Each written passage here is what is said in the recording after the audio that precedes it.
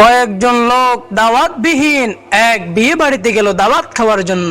বিয়ে বাড়ির লোকজন সকলের দুই হাত সোজা করে কনুই পর্যন্ত বাঁশের খাঁচি দিয়ে বেঁধে দিল এবং বলল, আপনাদের কিন্তু এভাবেই খানা খেতে হবে। কিন্তু কি যে মুশকিল ব্যাপার, হাত তো সোজা হয়ে থাকলো, বাঁকা করা যাচ্ছে না, মুখে খাবার দিব কিভাবে? একজন আরেকজনের দিকে তাকায়। ক্ষুধার্ত অবস্থায় সবাই এদিক সেদিক ছুটাছুটি করে। অবশেষে পাশে বসে থাকা এক মুরব্বির কাছে গিয়ে জিজ্ঞেস করলো, ও মুরব্বি, কি করা যায়?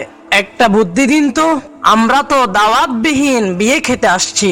মুরব্বি তখন বলল, আরে বেটা, চিন্তার কোনো কারণ নাই, একজন আরেকজনের সামনে বসে পড়ো, অতঃপর প্রত্যেকজন তার সামনের লোকটির মুখে লোকমা দিতে থাকো, এভাবে যত খুশি পেট ভরে খানা খেয়ে নাও।